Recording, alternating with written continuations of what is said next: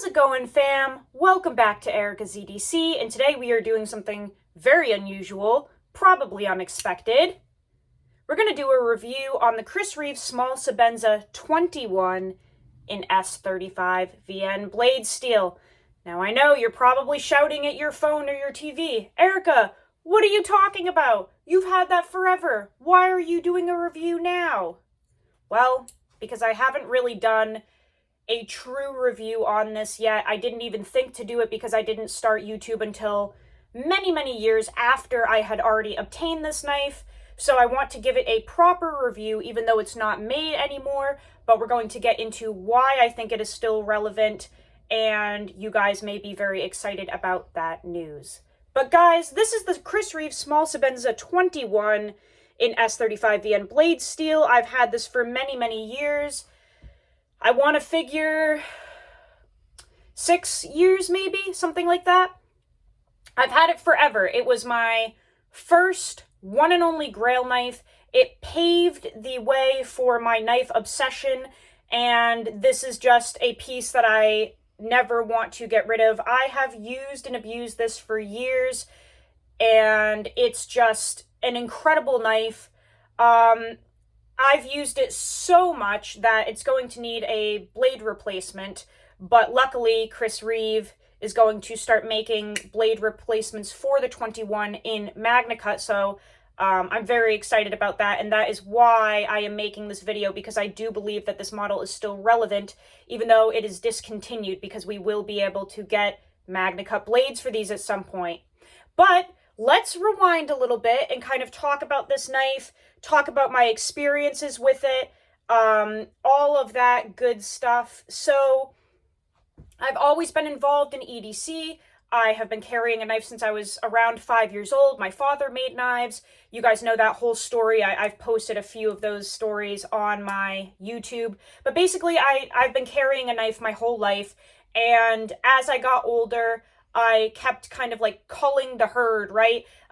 Getting rid of my Kershaws and Bucks and Gerber knives and CRKT, and then moving on to like Benchmade and Spyderco, and then slowly dwindling that down to Reeve and TRM, stuff like that.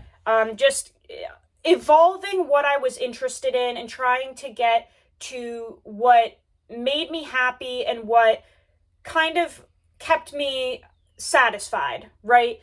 Because I don't think it's healthy to just continue wanting knives and needing more. I wanted to be satiated. I wanted to be at a spot where I had a type of knife that did everything for me and I didn't really want anything else. So when I stumbled upon the Sebenza years ago on YouTube, I instantly fell in love, and I believe it was Archman, that was making all of the videos on the Reeve Small Sebenza 21.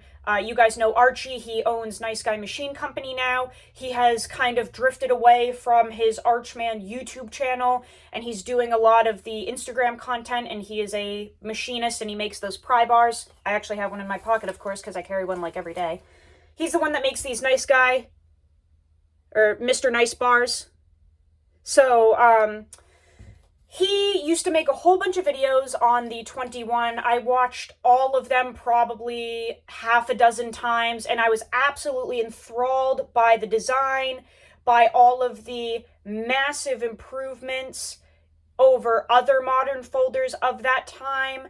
I just thought it was a genius idea, a genius design, and I was really intrigued by Chris's mind, Reeve, the owner. I was very intrigued by the way that he thought, all of the attributes that he put into this, and I watched an interview with him. It was either a 2 or a 3-part series on Blade HQ on YouTube, where they actually went to Reeve Knives and interviewed Chris, and they did like a factory tour, and I just became obsessed with the idea of having one of these. And at the time, I had just made my Instagram, and I was in contact with someone who knew quite a bit about 21s, and that person kind of helped me find one on eBay for a good price. So back then, when I obtained this, I paid $325 shipped for this knife. It was brand new, never used, and I was really excited about it. And when it got to me, something just clicked when I opened this knife. When I received this, I will never forget sitting on the couch at my old job. I was nannying at that time, and I got it delivered to the house that I was nannying at because when it showed up, I wanted it right then and there. And I remember opening it, like opening the box, opening the packaging, the beautiful white, pristine box with the blue lettering, and slowly unraveling that microfiber cloth after removing the little package with the fluorinated grease and the Allen wrench and the Loctite and stuff. Move that out of the way, unravel the microfiber cloth, and inside, sleeping was this little guy. Pristine, untouched. And I just remember taking it out and like feeling the blasting on the titanium and just kind of like looking it over. I didn't even let myself open it at first. I just wanted to like look at it and take in everything about it. And I remember being absolutely just starstruck by it, really, which probably sounds silly, but if you're someone who has like a mechanical mind and you're a hands-on worker, or anyone that's interested in like CNC machining, you will understand that feeling of when you are admiring something with tolerances like this and machining this pristine. It's kind of just something you sit there and it's like, wow, it's incredible that we have technology to do this. And that's what I was observing and admiring, was just the tolerances, the centering, everything about this knife was perfect. And especially when I opened it, it was just like hydraulic. That's what we call it in the Chris Reeve world. Absolutely hydraulic. And I was obsessed. I was absolutely obsessed. And this was my grail knife. This was something that I had been looking at for a while. Nugget, don't ruin my video. Mommy will be upset. I decided that this was going to be my grail knife, and for me, I think grail knife means something different than a lot of other people. A grail knife for me is like the one knife that you work toward getting, and then nothing will top that. You can't just, in my world, on Erica's planet, you cannot make a new grail knife every 3 months when a new manufacturer creates something that you really want, right? Like a grail knife for me was like the one and done. I wanted it, and I would never want something furthermore than that. Like, this is what I needed to kind of like complete my mind, and then that was going to be it forever. And I will tell you, quickly fast forwarding to now, I still feel the same way. Like, this is the Chris Reeve Small Sebenza, whether it's the 21 or the 31, is my grail knife, and I don't think that will ever change, because that's what grail means to me, is like the one and done. But let's go back in time again. So it was my grail knife. I was absolutely obsessed, and I wanted to use it. It was not going to be a safe queen. I wanted to really understand the time and effort that Chris Reeve put into this model, and I wanted to experience that because it was very special. So I instantly started using it. I have absolutely abused this thing over the years. I mean, I think I have a video way back in the archives on my Use Your Shit playlist of me like running this through a bag of Quickcrete and just like annihilating the blade.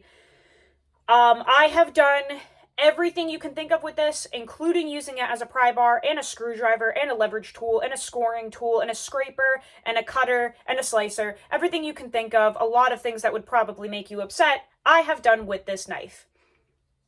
And as you can see, it has broken in over the years very well. A lot of people aim to get this kind of drop shut action on their Chris Reeve knives.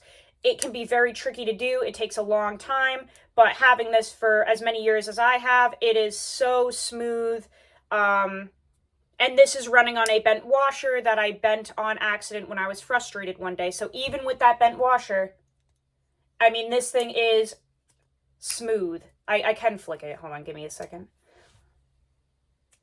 Oh, come on. Don't fail me now. Oh, we're so close. I can flick it without using my wrist, usually. But of course, because I'm on camera, I can't. But anyway, I just, over the years, excuse me, beat this thing up. As you can see, the blasting is gone on it. Like, rubbing this, you cannot feel any of the blasting anymore. I don't want to get it reblasted. That is an option that you can do, but I don't want to because this is something that I have created. This is a canvas that I've painted on for many, many years, and I would hate to erase that. And that's just my personal preference. So the blasting is completely gone. This is very smooth. You can see all of the snail trails on this. I do have a filler tab just because the clip kind of lost its retention over the years, and also on the 21s, the clip rode on the lock bar, which I wasn't like the biggest fan of, so I ended up just putting a filler tab in there. And as you can see, I got this later on, and that's why it's a little darker than the rest of the knife, because I didn't get it at the same time of the knife. But it is just absolutely beat up, used and abused, still perfectly centered. An absolute beauty. The only issue I had with it from the very get-go was the edge retention, and everyone knows that the S35VN was run very low. I believe it was 55 to 57. It was definitely no more than 60. It was no more than even 59. Like, I'm pretty sure it was 55 to 57, but it was somewhere between like 55 and 59, and I know that for a fact. Baby shit soft. And it drove us all nuts. Because this knife was perfect, but it just didn't hold an edge. And Chris had his reasoning for running it soft, and some of the fanboys will stand by the heat treat of this until the day that they die. It drove me nuts, because I would use it for a day or two, and then it needed to be touched up. It was just fucking soft. And that drove me nuts. That was the only qualm I had about this knife. Otherwise, it was beautiful. But I want to say like 2 years ago, around there, I was in contact with Steve Kalari of Kalari Customs, or you guys may know him as Super Steel Steve. And one day he reached out to me after watching a video on my small Nkosi, and he basically said that I could improve the edge retention and the longevity of the S35 or the S45 by laying the edge back, getting through some of the fatigued steel, and having basically a 15 degree per side edge. And I ended up doing that to this knife and my small Nkosi, and it definitely helped the S45VN Nkosi. It did help the S35, but obviously I think this is just, there's a reason that they moved away from it. Like, you can do everything possible to try to improve the edge retention on this S35, but it was just fucking soft, right? So that laying this edge back and having this big fat bevel definitely helped, but it wasn't, it just didn't fully do it for me. But this is one of the first knives that I ever freehand reprofiled. I've never used a guided system in my life. It's not something that interests me. And Steve basically told me to reprofile my Chris Reeve knives, and I was like, well, let's just fucking send it. Worst case, you mess it up, and you're gonna have to look at your mistake for the rest of your life until you get a, get a reblade or something like that. I was very nervous about it, but I did feel like the S35, being so soft, maybe would be a good candidate for reprofiling because it wouldn't give me too much trouble. And this is the bevel that I created many, many years ago and have kept since then. This is 15 degrees per side. I wish I had my little measuring tool handy, but I don't. This bevel is very fat, and that's because it is 15 degrees per side. I did this many, many years ago. I don't think it's that bad for freehand first time. That was literally the first time I had ever reprofiled a knife freehand, and trying to hit 15 degrees per side freehand for your first time on a very expensive knife, a little intimidating, but I just tried to pay attention and hold my angle, and this is what we came up with. And I remember sending a video of this. I did this in the Nkosi around the same time. I think it was either on the same day or like one after another, but basically I took a video of me measuring the DPS on this, and I sent it to Steve, and he was like, yeah, like, you did it, good job. So I was pretty proud. That's a very low angle, and I have just kind of kept it since then, and this is what it looks like today after many, many years. It definitely works better than the factory angle. I think Steve 100% was correct on this, that you got to lay that edge back. You need to make that edge, a little thinner, and it'll just hold better for you. But aside from that, I had a hypothesis that this would be perfect for me, and it really was, other than the blade. So my hypothesis was correct, and obviously when they made the 31 in the S45 VN, that just was like the perfect knife. And now they're in Magna Cut, which is even more perfect. So it hasn't had any trouble staying my grail. Like it just, this is the perfect knife for me. I think it's absolutely beautiful. And as I said in the beginning of the video, because I've talked with Tim on the phone, we've texted, we have had a lot of communication. I think it was last year, he texted me letting me know that they are going to do a run of Magna Cut blades for the 21. And that's why I'm making this video, because I'm not exactly sure when they're doing that, when they're releasing those, but I do know that it's in the works and that it is going to happen. And that's why I thought it would be cool to make a video on this, because it is, the 21 has not died, guys. We're going to be able to throw Magna Cut blades on these, and that's going to be incredible. We can still use these knives. We don't have to safe queen them. We don't have to sell them for $750 on eBay. We can absolutely still use our knives and get a fresh blade for them and still admire them. And I think that's really cool. I think this is, I know that this is a very iconic model.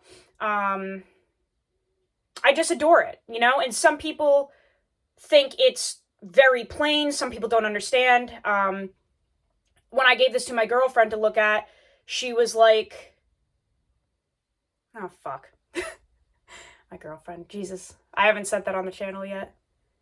Ah, damn it. Okay, hold on. Let's get in our car and drive the opposite direction for a few minutes. And let me just explain that real quick, because I haven't talked about that on the channel yet. Yeah, okay, because you guys have asked so much about this. Yes, I'm seeing someone, but guys, it's not Nicole. I don't know how many times I have to say that. Nicole is my sister. Nicole has a boyfriend. I'm not dating her, okay? People that are close to me know that I was engaged to her identical twin sister, Mariah. So Nicole was going to be my sister-in-law. And when her and my sister separated, like, that did not change. I still see her as my sister-in-law. I was with her sister for a very, very long time. I haven't really talked about any of this on the channel before, so we're kind of like steering in a different direction real quick, but because people are constantly dogging me about it, I might as well just get it over with real quick. Yeah, I was engaged to her identical twin sister for a while, and I called that off because she ended up being very mentally and physically abusive near the end of the relationship. However, Nicole and I have been best friends for 13 years, and we were about to be sister-in-laws, and that will never change. So even though her and my sister don't have anything, or no, me and her sister don't have anything to do with each other anymore, I still view Nicole as my sister-in-law. So no, we are not together. No, we are not dating. Nicole has a boyfriend that she is very, very happy with, and I am dating someone who is not Nicole Dodge, okay? So we don't have to keep asking if Nicole is my girlfriend, because she is literally my sister, and you're the one making it weird, okay? So, anyway, back to what we were talking about. I handed this to my girlfriend, and she had no idea what my obsession was with it. She thinks this is the most plain, boring, minuscule knife. She just didn't get it, and I don't think she ever will. She just thought it was, plain, boring, nothing special about it at all. And for me, it's the complete opposite. This, every time I open it, every time I use it, this gives me the fizz. I adore this thing. And some people just don't get it. Specifically, there's one YouTuber that I watched a while ago. I think his name is like Bearded Gear or something. He couldn't stand the Sebenza. He didn't like that it wasn't fidgety. He thought it was boring, blah, blah, blah. I just feel like if that's your opinion on the Sebenza, we just don't have the same admiration for things like tolerances or evolution of knives or CNC machining or anything like that. And that's fine. We're all different. But if you admire tight tolerances, attention to detail, evolutionary movements in the knife community, all of those things, the 21 is just something that never gets old because it was a monumental movement in the knife community, and we had just never seen anything like this. We had never seen the Reeve integral lock before. We had not seen blasted scales. He was the one that had a hand in making all of these CPM steels, you know, the S35, the S45. There's just so much about the Sebenza that is iconic. Sebenza means work in, oh, what is it? Some type of African language. Zulu? I don't know. Chris Reeve lived in like Kenya or something like that, and his knives are all named after like African somethings. I don't know. But anyway, I do know that Sebenza means work. It's meant to be a work knife. You're supposed to use it. So I absolutely have, and I just adore this knife. And after many, many, many years of using it, abusing it, it hasn't given up on me, and I just love it. So I wanted to make a video dedicated to it, kind of talking about how it has held up. Yeah, it's just, it's great. It's great. Laying the edge back really helps. It's just a beautiful, beautiful piece. And I really hope that people that have their 21s end up getting them rebladed and continue to use them, because I would just hate to see them kind of like die off. I think they're absolutely incredible knives. The 31 is too, but there's just something special about the 21, like this being the knife for so long. There's just something special about it, and I hope that people don't safe queen them and stop using them and stuff. I hope that people get them rebladed and continue to use them for years to come, because that was the intention. But guys, that's just some info on my Chris Reeve Small Sebenza 21 in S35VN blade steel. Just a backstory, a look over, a little house tour of this baddie. It's never going to leave my collection. I absolutely love this thing. So yeah, go use your shit. Learn how to sharpen your knives.